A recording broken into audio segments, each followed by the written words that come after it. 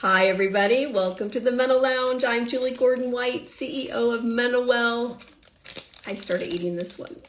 MenoWell, Menopause, energy, and protein bars. How are you? So excited that you're here. I hope you had a great long weekend. We've got a fun and informative guest for today. Let me bring her up. Hi, Natasha.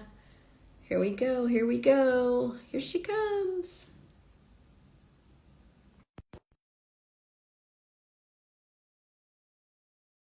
Magic today.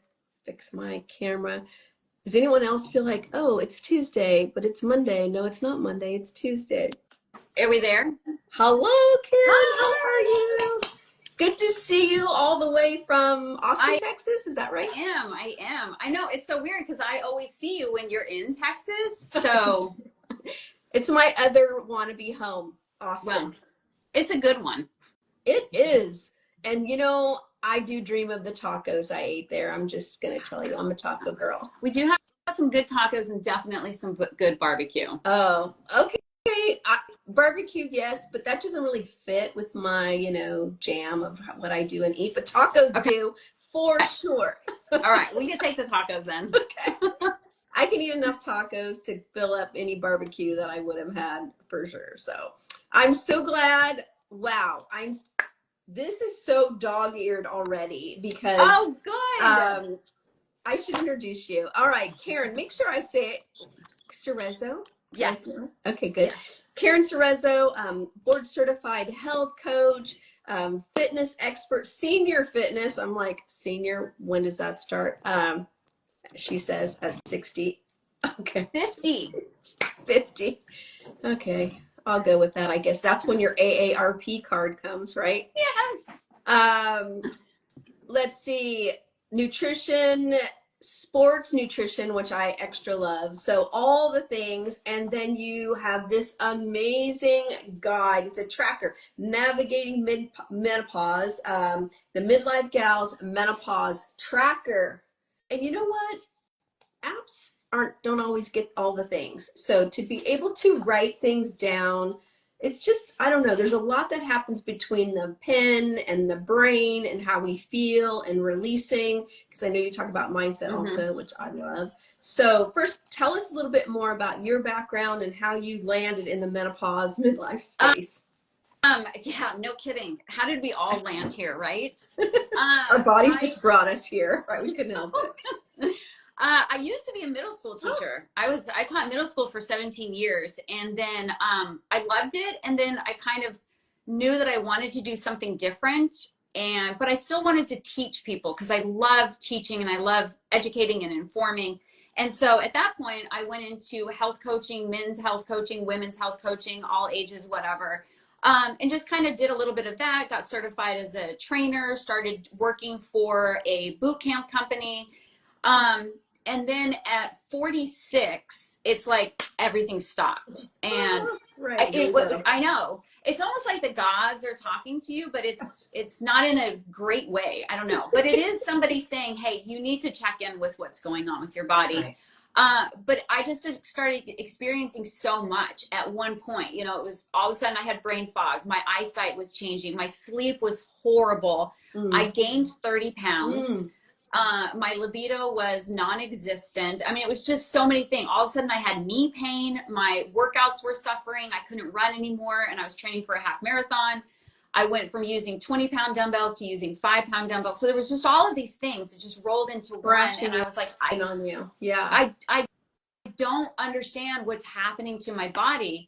And I'm having this conversation with my mom, and she was like, it sounds like you're in perimenopause. And I was like, whoa, hold the phone. We've never had this conversation. I've never heard that word before. Did she say peri or did she say menopause? No, she said perimenopause, which I think is amazing because she had a hysterectomy and just kind of like catapulted into menopause, and it was done. Yeah. And I was just flabbergasted that she knew this. And so I just like deep dive. I got every book I could get a hold of. I started following people on Instagram. I, was attending workshops, webinars, anything I could just learn about. And so basically the past 7 years I've been doing that. and just really learning about how can we make this transition a little bit easier for ourselves and our loved ones. Right. Them too. Yes, because it is, it's a lot. And at the same point, at the same time, my daughter was 14, 15. So now you've got both of us going into some kind of hormonal battle. Right. I thought my husband was going to pack up and move away. But so yeah, so I would say like really the past 6 years, I've just been honed in on it and just trying to figure out how to put the puzzle pieces together for my own journey, but also how can I help other women? Yeah. I love that you put it in this tracker, which you can get on Amazon, by the way, which is so fun.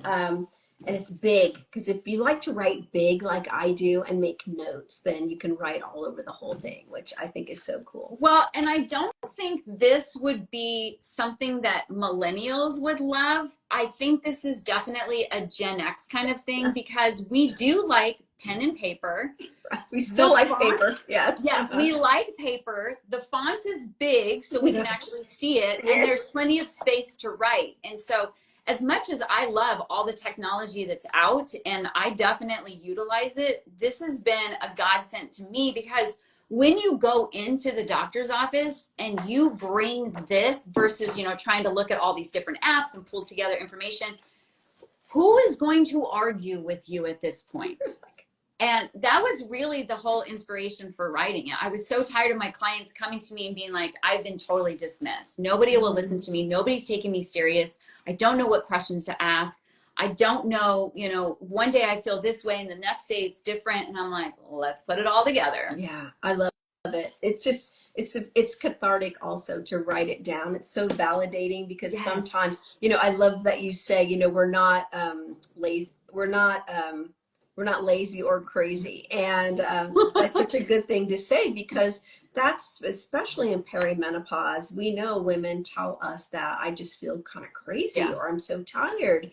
And so we misinterpret that. And so getting it down, seeing that it is a thing, that's why otherwise there wouldn't be this tracker, that it's so validating, and it really helps. It really helps. It does. And so often when you start to feel these things, the next time you can get an appointment is 3 months, if you're lucky. If not, it's, further out. And so to be able to go in with 6 months worth of information, or 3 months, whatever it is, versus, well, how did you sleep last night? Well, how did you feel last week? And, you're just thinking about what's in the moment, but you've been experiencing this for such a long period of time. So having that information is so empowering, but it also gives you that confidence of knowing that you are going in to do the best thing for yourself and your health. Exactly. So Karen, tell me, what are you hearing from women who are tracking their symptoms? Because there is a lot of resistance around tracking. So there's some women who love to journal, and, it's really easy to do all this. Other women, especially when we talk about tracking your fiber, your daily fiber, and other, macronutrients. And a lot of women are like, oh, I don't want to track anything. And so what are you hearing when women say, I don't want to track something? Or how do you convince them it's a good idea? The biggest thing is, so there's over 20 trackers in that tracker. Obviously, you don't want to use all of them. You would drive yourself insane. And so it's just really trying to figure out, what is it that I really need to focus on at the moment? Like for me, at the very beginning, it was sleep and it was weight gain. And so I just needed to focus on those elements and track things that related to that. So number one, make it simple for yourself. You don't need to necessarily track everything or, specific details. There's a big difference. When I was running a half marathon and I was tracking what I was eating so that I knew that I was in the best shape to get the best PR, that's totally different versus just kind of jotting, oh my gosh, I had a glass of wine last night and I had the worst night's sleep. Right. So make it easy on yourself. The biggest thing is you just want to have information. I always tell people you're looking for triggers and you're looking for patterns. And that is going to give you so much information. So if you're noticing, oh, every night that I have wine, it's not sitting well. Or every time we go out and have pizza, I feel super bloated, constipated, whatever it is. And it's looking for those triggers. Every time I have to do a certain thing at work, I get very stressed. My hot flashes increase, heart palpitations start. you Mm-hmm. know, I feel overwhelmed. So we're looking for triggers and patterns so that let's make those small tweaks with regard to like lifestyle changes.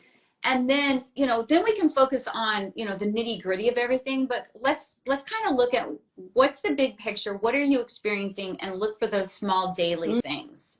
Okay, you're saying a lot in there. So it's good. It's so good. And so first, focusing on what's bothering you the most, because you have so many places that you can track here, Yeah. right? I'm looking Yeah. at tracking your menstrual cycle, tracking your hormones, symptom severity, sleep patterns, nutrition, GI microbiome, which I really like that. Mm-hmm. Staying active, mood, emotion, stress, mindfulness, body evolution, overall lifestyle changes, and doctor visits. And I think there's some more in here. Self-care sanctuary, I like that too. Mm-hmm. So focusing, maybe picking a few of these areas that are bothering you the most right now, because we Right. know it changes over time, right? Just like you said, brain fog, same for me. I feel like we were the same person. I was running all the time, tons of Yes. marathons, brain fog, and then weight gain. Mm-hmm. Those are my bing bang. And then here comes night sweats and no sleeping. So finding the symptoms that are bothering you right now and start tracking those. Yeah. And then the triggers underneath them. I think that's really intriguing, because we don't always think about what triggers these things, like spicy food, like wine. And so how do you help women understand their triggers? What are the patterns? Is that what it Yeah, is? looking at the patterns and then starting to realize, when are we seeing this increase? When are we seeing these certain symptoms increase? I know for me, like the joint pain was really big. But then I was noticing, okay, I'm running and then I'm doing strength training the next day, and then I'm running, and then there was no rest in between, which was fine when I was in my 30s. Mm-hmm. But going into my 40s, I was like, oh, that's why I need to be running. I need to have a rest or a stretch day, and then I need to be doing strength training. And so it's just looking for, what are the lifestyle habits that we've always had that are no longer serving us? Yeah. And then how can we kind of make those small changes? So just looking at what have we always done that now all of a sudden you're like, oh, wait a minute, that's not sitting the way it used to. And then let's look at that.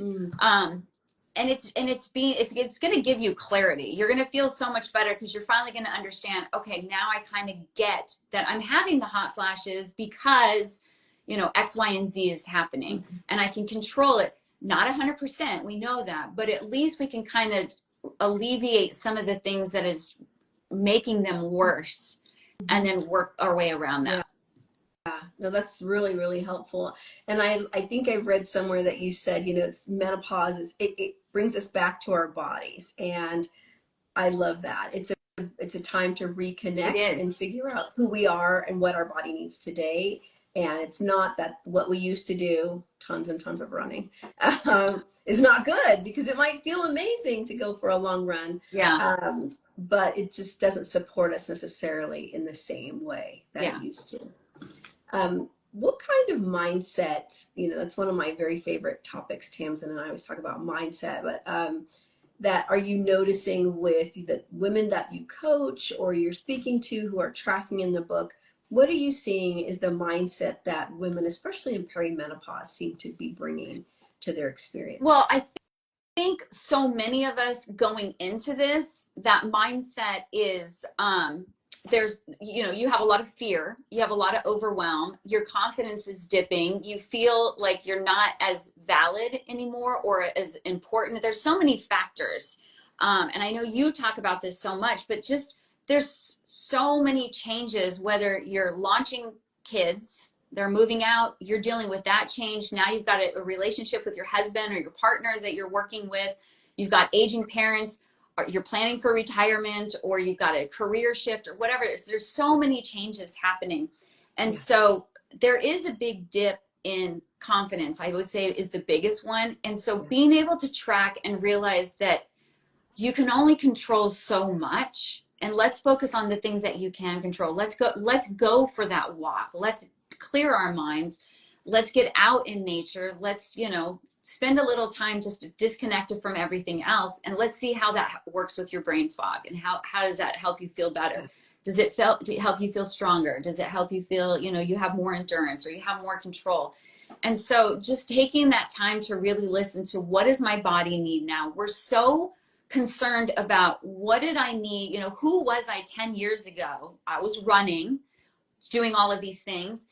And then also, who do I want to be? Well, I want to be, I want to weigh 30 pounds less, and I want to be lifting heavy again, and I want to be doing races again. But in reality, we need to focus on who we are right now. And it's really getting centered and listening to, how can I work with the girl that is right here, the woman that is right here? What does she need? And I think it's so wild that we would do this for our moms, our dads, our children. I have 5 dogs. I would do it for my dog. I would advocate for them. I would see what is bothering them. What do they need in the moment? And I would provide that service to them, whatever it is. Why do we not do it to ourselves? Like, why do we not take the time to listen to, what does our body need? What does my mind need? What do my relationships need? Yeah. We just kind of let it go. We just skim over it because we're taking care of all those other people that you're talking about. We are doing that. It's kind of easier to take care of those people out there than take care of ourselves. But during perimenopause and beyond, the body's like, oh, no, it's my turn. And if you don't listen, I'm just going to turn up the volume, get louder and louder until you check back in on me. I love that. I was talking to somebody this morning about diet culture and how, before we really just focused on being skinny, and how the times, especially, you're making me think when I was running and all those like Jenny Craig days. Yes. It was about being skinny, but I never felt strong, and that's the whole skinny fat thing. That is we don't want that anymore. We want to feel strong in our bodies. And then when we're fueling ourselves with protein and fiber and fats, carbs, all the good macronutrients, then we can feel strong. And then it's amazing how the body recomps itself. And that feeds back into the confidence you were talking about, when we feel strong in our bodies and not just skinny and weak. That's just we don't want to do that. We don't need to do that. Mm-hmm. And that's one of the things. So when I was working for that boot camp company, and I started going through perimenopause, and I was like, okay, our workouts do not service what I need right now. And I know that they're not doing that. They're doing a total disservice for women that are 50, 60. And I have workout clients that are in their 70s. Awesome. And so I launched my own business, my own company, doing outdoor fitness. And so many of the women will come to me at the very beginning and be like, well, I've gained all of this weight since I turned, whatever number. There's always, this magic number. And I just want to lose all that weight. But once they get started, and once we start lifting those weights, and once they start to increase their dumbbell size or whatever it is, or they're doing exercises they couldn't do before, or they needed to modify, that's when that script switches. And they're like, oh, I want to do this to be strong. I want to be able to take a shower by myself. And I know those are crazy examples, but it's reality. Right. When you're dealing with aging parents, aging grandparents, if you're fortunate enough to still have them around, I had to help my grandma shower. Like, I don't want that for my kids, as long as possible, at least, Right. I want to be able to get myself off the toilet. I want to be able to get off the couch without telling my grandkids, come grab grandma's hand. It's things like that. And so I see that dialogue switch on them, and then they are no longer focusing on the weight. That's great if it happens, but they're focusing on just how they feel, and they can get up in the morning, they don't feel tired, and they can go through 3 o'clock, PM, and not feel like they need a cup of coffee or, a piece of chocolate or whatever. And so it's just those little things that they start to notice. And that's where you really see that transition. Yeah. I hear. I'm high-fiving you on that. Right? That's the real talk of the whole thing. My parents are in their 80s, and they work out, and they're strong and fit and golf and all those things. And it's so possible. We have to, going back to mindset, we have to believe that it's possible. Mm-hmm. And then we have to do the work. And so it's amazing. I love what you do. I love what you're doing. All right. So give us some tips. I know you've got so many things here in your navigation journal here for tracking, but give us some tips that women can apply right now to start feeling better, maybe through the tracking or other things that you love to share with your clients? Well, I always talk about the first thing we really need to do is be comfortable being our own self-advocate. And like I said, we're willing to do it for everybody else, so let's do it for us. And obviously that starts with, starting with the tracking, but what about some of the other things that we really don't talk about? And so the first thing I tell women is, you know your body best. And so if you are noticing things are off, this doesn't feel right, I used to be able to do this, but now I can't. We need to hone in on that. And if somebody else tells you, that that's not a concern, don't worry about it, it's just part of aging, but you know that there's something more going on. We really have to have the confidence of knowing that we know what's best for ourselves. So I would say that's one of the biggest things, is take a moment to just sit and really listen to what does your body need. The second thing is, okay, so now you've made this appointment. Now you're like, okay, I need to go figure out what's happening with me. How can I advocate for myself there? We need to go in being clear. And I tell people, you don't have to be polite. And I don't mean it in the way like you're busting through and you're like, listen to me. I mean, we don't need to downplay everything. Sometimes I have brain fog and my libido is low, but I guess that's okay. It's always been low. We just kind of downplay our needs. In reality, if we go in and say, for the last 3 months, I have had a really hard time just formulating sentences. I feel unorganized at work. I don't feel like I can be in a lead position in my job that I've always been in. What can we do to solve that? How can you help me? And so we need to go in very clear. And again, that's where that tracking comes in. You've got the data, you've got the information. They can't dismiss you when you have the data there, right?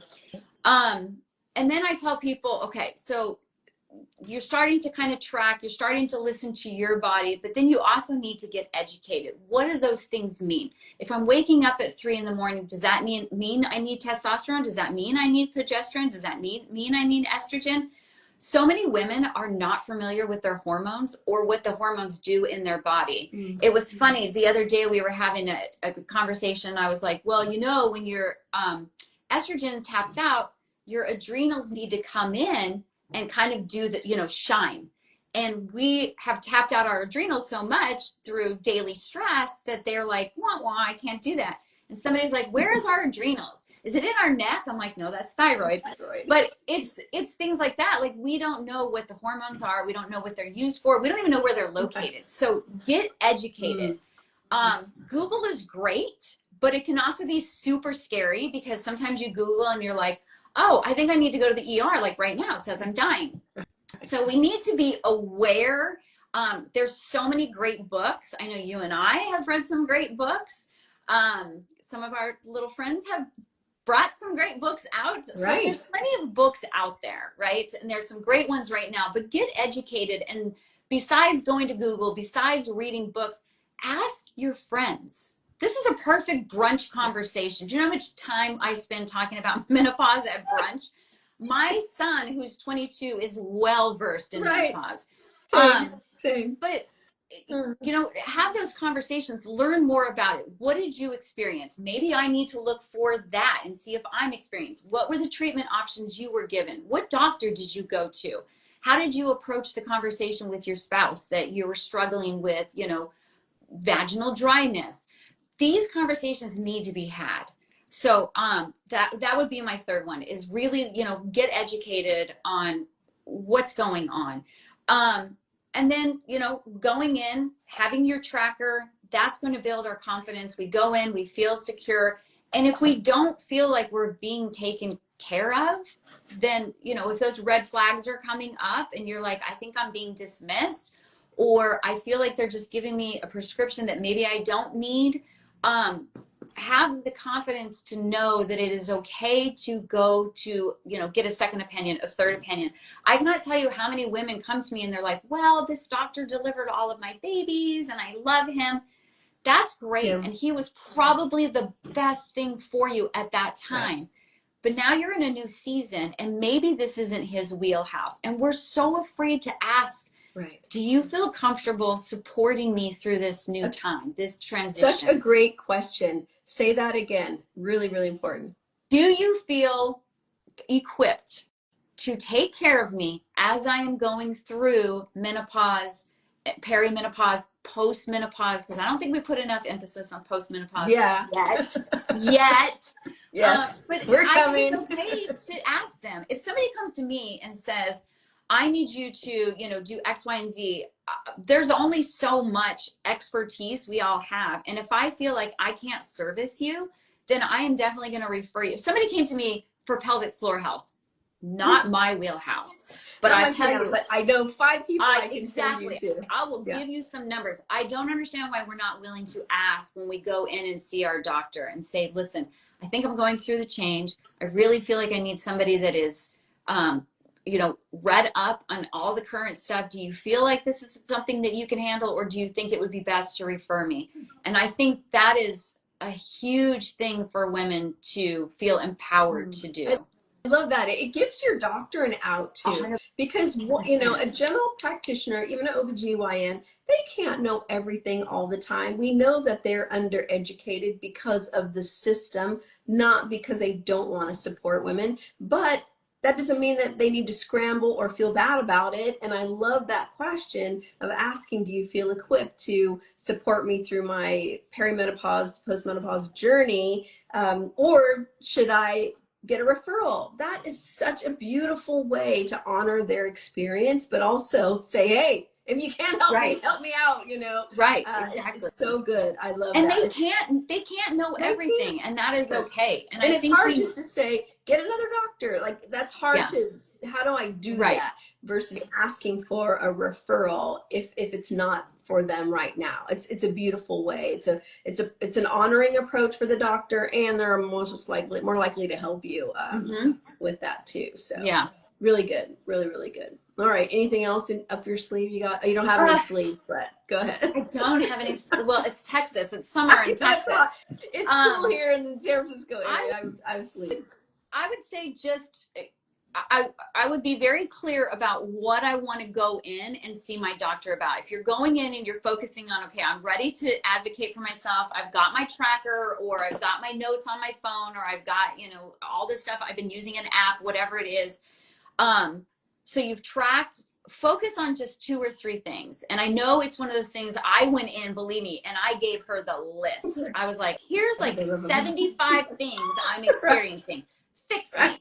But really, you can always say, here are, 15 things I'm struggling with. But right now, I really need to focus on these 2 or 3 things, because that's going to affect the quality of my life. Once I get those in order, then I can worry about the other things. But let's focus on those 1 or 2 things. Have your questions ready to go. Have all of the medications that you're taking, all of the supplements that you're taking, so they know, what you're already putting in your body, because some of it could be counteractive. You might even want to have pictures of the bottles, because let's face it, some of the stuff that we get on Amazon that we think, oh, this is going to make us feel better, or some of the stuff that's labeled, menopause support, might not be the best thing for you. And so being able to show the labels, hopefully your doctor can say, these are the ones that I would suggest. These are the ones I wouldn't have you worry about. You're just adding more supplements or whatever it is, or it's causing more GI issues, and maybe that's why you're struggling. So just being prepared with that, and go in looking for answers. Like, don't walk away feeling dismissed. Like, they're like, well, let's just monitor it for 6 months and then come back. 6 months is a long time to be uncomfortable. And we're talking about the quality of life, and I don't think enough people think of it that way. But when you're not sleeping, you can't do your job, you feel unorganized, you're just a big hot mess. It does affect everything, and then you wonder why depression and anxiety skyrocket during perimenopause. Right. We're overwhelmed, and we don't know how to deal with it, and nobody's supporting us. Right. It's the whole chicken or the egg. Is it because we're not sleeping? It's the hormones. It's like it's all of it. That's why. It's all of it. So I love it. And go ahead. Oh, I was just going to say, I wouldn't go in saying, okay, Becky told me that these are the hormones she took and it solved all of her problems. Don't go in saying, okay, I need the patch and I need the pill and I need, the cream and I need this and I need that. Have that conversation and then decide what works best for your body. So I love that we need to collaborate with other women. We need to open the dialogue. We need to have those conversations, but also understand that your journey is going to be so particular to you, and so is your treatment. Right. It's an individualized approach because we all menopause individually. Yes. That's just how it is. We're our own person. So we are. Yeah, we have themes, but where you fit in the themes, you've got to figure that out. Exactly. So super helpful. Let's just talk about nutrition really quickly. Okay. What are your favorites? What are you all about from the nutrition perspective? I know you're a certified health coach, so talk about nutrition in midlife. Well, I will say that I do love your bars. I do love your bars. And I'm the blueberry one. Oh. I love the blueberry. It's my favorite. So as far as nutrition, I get that asked a lot as far as like, what diet do I need? Well, as Generation Xers, we've just been shoved diets down our throat since we were, sophomores in high school reading our mom's Cosmo, right?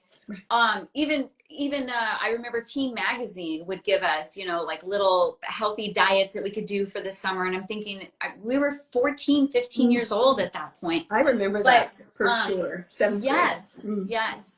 I don't care that they were shopping at Kmart and had cute little clothes for us. They were, but they were always telling us to be thinner. But so I get that a lot. What diet do I need? And I tell people you don't need a diet. What you need is an eating style that works best for you and your hormones, your lifestyle. What is your energy? I don't have grandkids right now. I'm getting a grandbaby. I don't have one right now. So maybe my energy doesn't need to be as high as somebody that is watching their 2 grandbabies during the day, right? Let's figure out, what do you need for your lifestyle? But if there was ever anything specific, if I were to tell people, if you really need like an eating plan to lean into, look at the Mediterranean diet. It is by far the best. It's got all the amazing fruits and veggies and lean meats, and you've got beans in there. You've got healthy fats. You've got a little bit of red wine. Probably got to have it at 2:00 in the afternoon, but that's fine. But that's probably one of the healthiest things. And I recognize, right now, everybody is like protein. Yes, we do need protein, but really looking at how can you get protein? And I think we need to be a little bit more educated, because I think we're in 2 things. Carbs are just bread and protein is just meat. And so we really need to educate people on, there's so many different options when it comes to protein. There's lots of things that have protein in it. And so let's look at your needs. I love how much protein are you getting? That's got to be a Texas thing too, because I live in California and protein is all about cottage cheese and yogurt. Oh, that's so funny. I do love all of that. Yeah. Totally different. No. Are you kidding? Barbecue. Yeah, we just need to be eating the meat. We're just gnawing on it. Bring away the meat. Yes. I'm not mad about it, but I think it's interesting, right? That's something that's about the individualized approach, exactly, of where you are and what you eat, and and then the circle around you of what they're eating. But yeah, I think looking at that, and then same thing, understanding what are healthy fats, because we're so afraid of fats. Because again, that's what we were told, and just looking at what is it that your body really needs, and then also understanding why you need fiber. We talk about you need to get that fiber. I don't think a lot of people understand why we need fiber until you start talking to them about their gut health and what's happening behind closed doors in the bathroom, and then they're like, not happening. And they're like, oh, I am constipated. I didn't realize that. I didn't realize that certain things equate constipation or bloating. And I think because you've lived in that discomfort for so long. And so again, it's being educated on why we need this. Why does my body need fiber right now? What is that going to help? How does that balance things out? How does that make my life a little bit easier? You're my person, Karen. I love that. You're just saying, I told the team, I'm going to start using the poop emoji. They're like, oh God, Julie. I said, 1 purple heart, one poop. They're like, please don't do that. I'm like, but that's one of the things. Everybody does it. We have a book. Everybody poops. We know that. Everyone's read that. So. And you have to, and you know what? And nobody wants to talk about that. That's worse than, you know, the menopause taboo. Nobody wants to talk about that. But that is like one of your biggest components of truth tellers. That's one of your truth tellers. Yes. So it's an indicator of our health, yes. Right? And so without getting too graphic, but we need our fiber. We need, you know, we have a prebiotic. It keeps it moving, especially as women are choosing GLP-1s now. You need fiber. All that protein, you got to move that stuff out. So let's not forget about what I call protein's BFF, which is fiber. Oh, I love that, because yes, everybody is pushing the protein thing, and then all of a sudden people are like, wait a minute, this isn't sitting so well. It's sitting. It's sitting. Yeah, it's just literally sitting. It's literally sitting. Karen, so fun. I'm so glad you came up to me. We were at the Let's Talk Menopause. We had met before, and then Let's Talk Menopause Symposium in Dallas. And you're like, hey, have you seen my book? I know. I'm sorry. I have to throw it at everybody. No. But yes.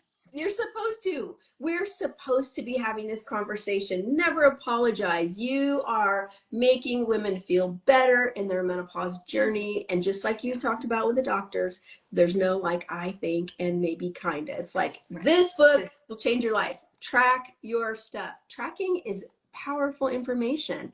I'm always talking about tracking. I love it. And I had a lot of tracking resistance. So if I love it, oh, good. There you go. So anyway, I'm holding it up right here.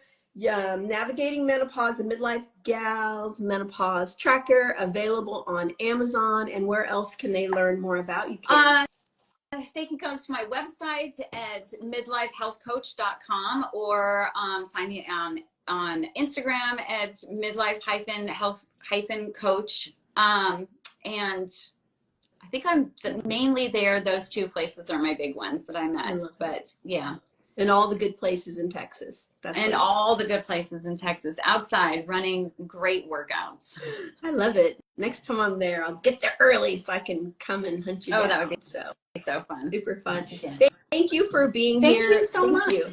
Thank you for all you do for midlife women. It takes all of us and all of the things that we're excited about and all of our expertise to really help women navigate better. So thanks so much. Appreciate 100%. it. Thank you. All right. Be well. Bye. See everyone next time. Bye-bye.